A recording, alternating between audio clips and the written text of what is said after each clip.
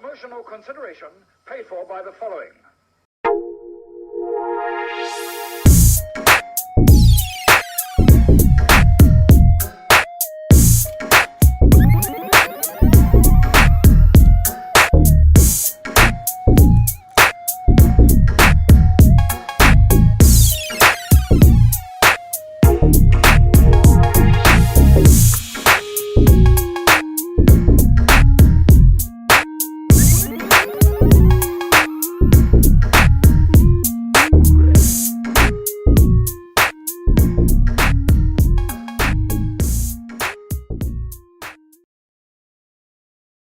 Hello and welcome to another quick shot review for Cheap Shot Entertainment. You may also be listening to us on a podcasting channel for Talk is Cheap as well.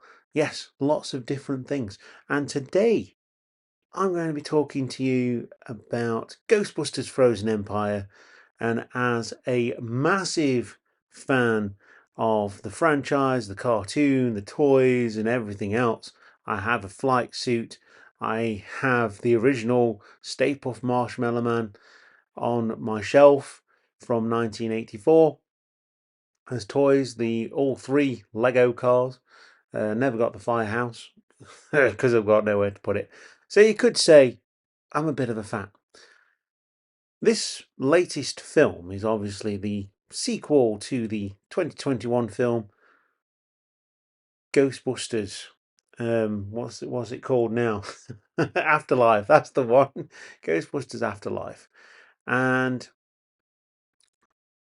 a lot of people are very torn about this movie. Now, as a fan of Ghostbusters, going to this movie was actually fantastic. I felt like I was skipping school. I went to an early showing, booked some time off work, even saw a fan wearing a full Ghostbusters costume, flight suit, proton pack with lights, and he had his little kid with him.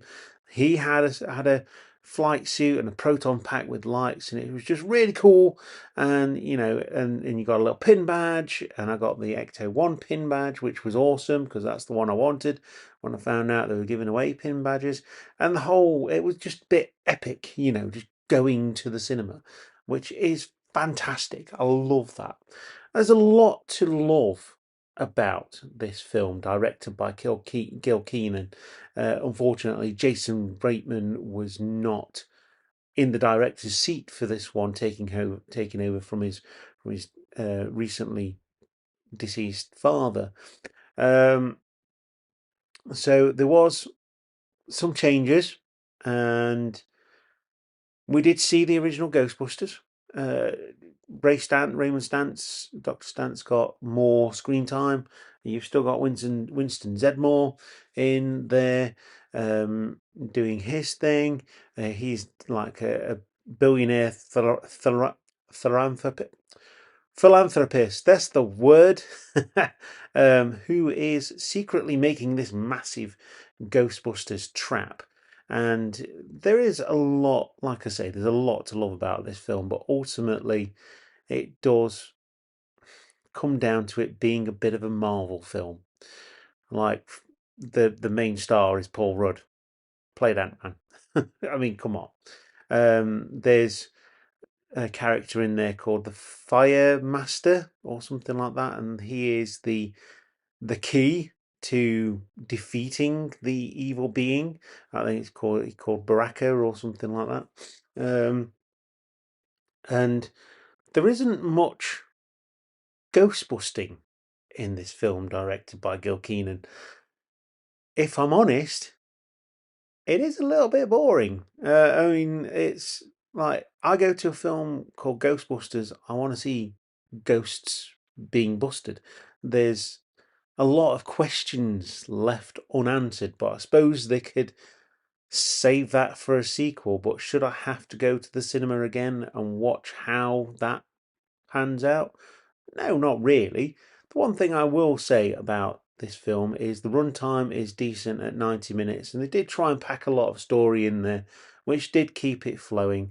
But in terms of ghost busting, it is boring. There was a lot of things here that keeps me happy. A lot of nods.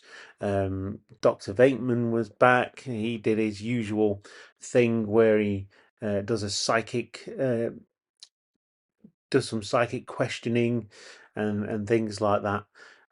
So even Bill Murray was back for this one, and he just does it. You can tell he just does it for a payday. He just sort of flops around for a little bit, and then takes his money and runs. And that's ultimately where the original Ghostbusters are in this film. It gets to the crescendo at the end, and it's not great.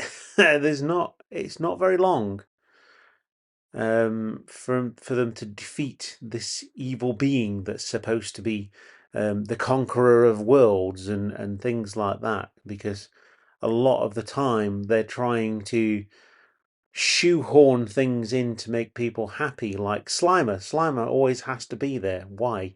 The Finn Wolfhard's character tries to catch Slimer, who happens to be in his attic, and he's having this thing with Slimer, and then you've got Paul Rudd's character who just quotes the Ghostbusters song, and yeah, I say there is. I laughed out loud a couple of times. I've got to say, and I do like McKenna Grace as Phoebe Spengler. She does look like a Spengler. When you think of Harold Ramis, you could see McKenna Grace being his granddaughter, and I think once she gets, when she gets a bit older, it's going to be brilliant. But I think they started upgrading the packs, which is great, and I think they're going towards a more um, extreme Ghostbusters franchise, which is cool because I do like the Extreme Ghostbusters. They were different. Obviously, the Extreme Ghostbusters were helped by Dr. Spengler, who is no longer around to do that. So this is where Ernie Hudson and Ray Stantz come in, Dan Aykroyd. I don't see Bill Murray having a massive part to play in this franchise, but I am interested in seeing what they do with the next one. Incidentally, it also has Kerry Coon as Callie, and it also brings back Annie Potts as well as Janine Milnett.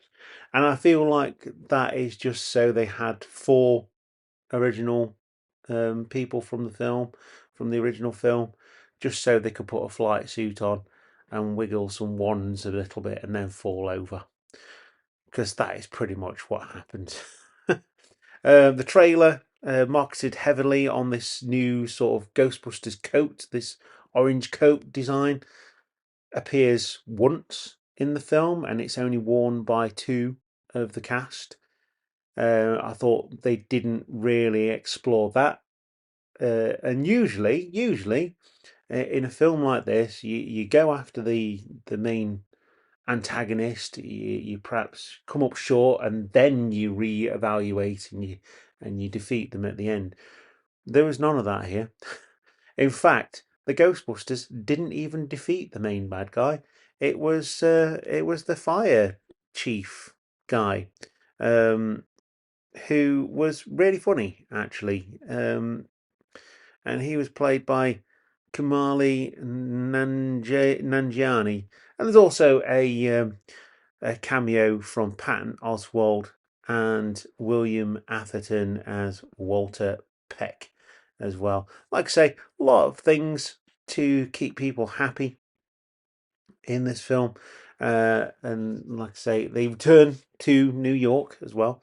The other thing about the setting, New York is very heavily populated.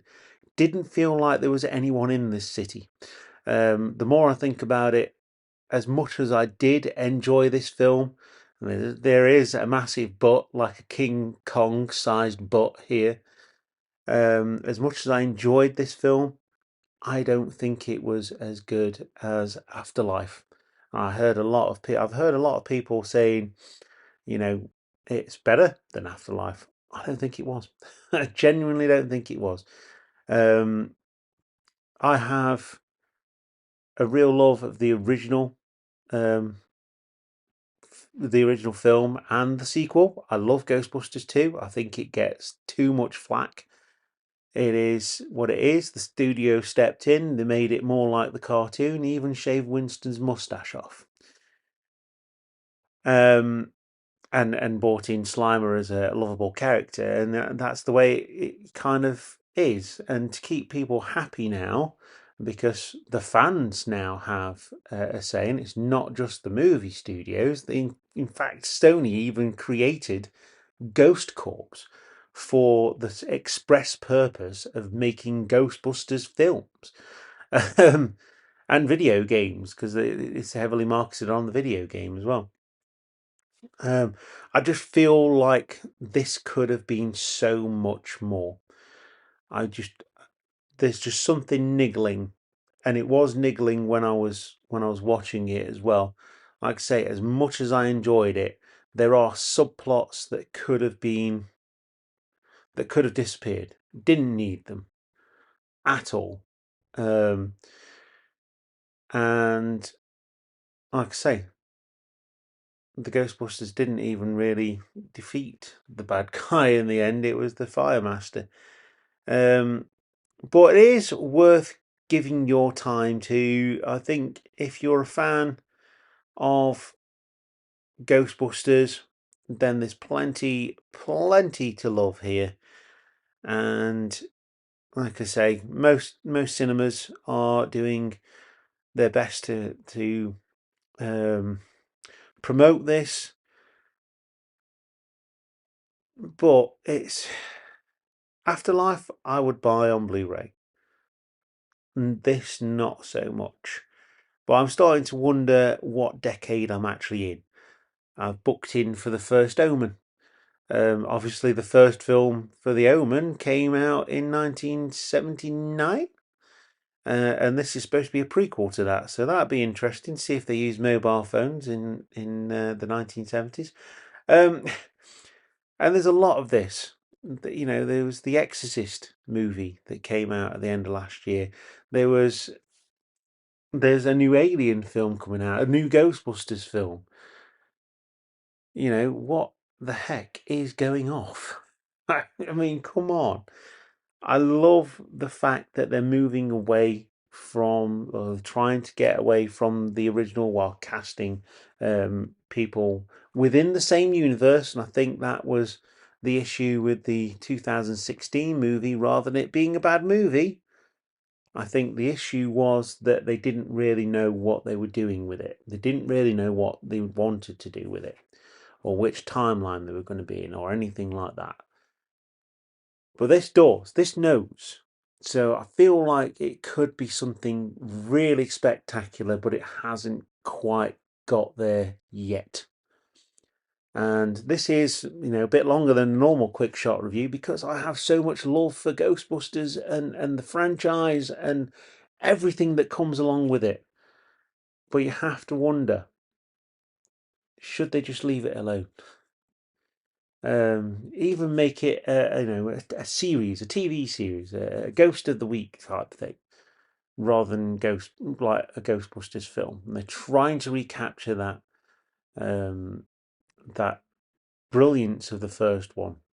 But as they get more complicated, as the Ghostbusters get more money, it takes away from why the original was actually fun, because it was haphazard.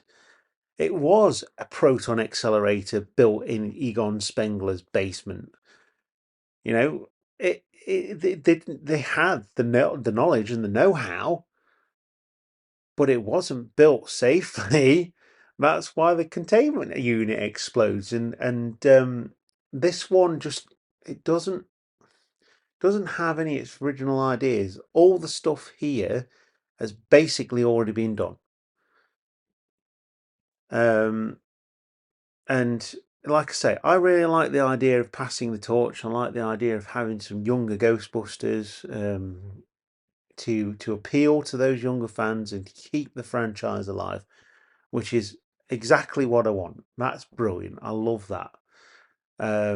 Even some elements of the car with gunner seat and stuff like that. I remember that from my original Ecto 1 toy that I had, and it had the gunner seat at the top. You even get in this film, references. You go to the library. Obviously Slimer's there and stuff like that. Walter Peck is now the mayor.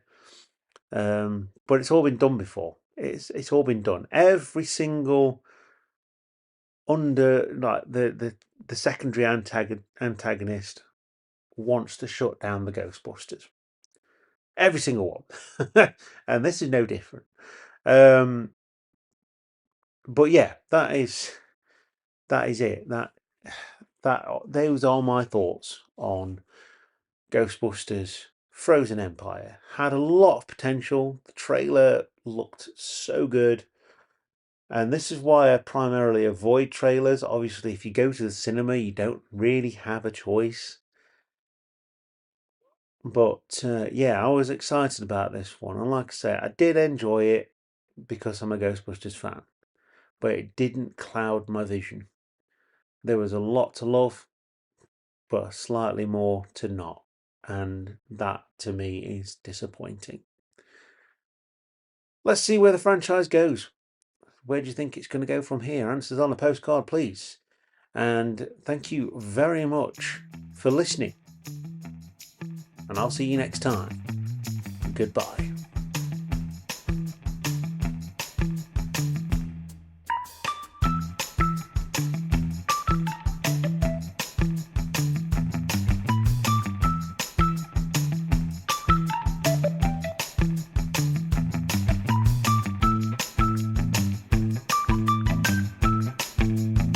Hiya.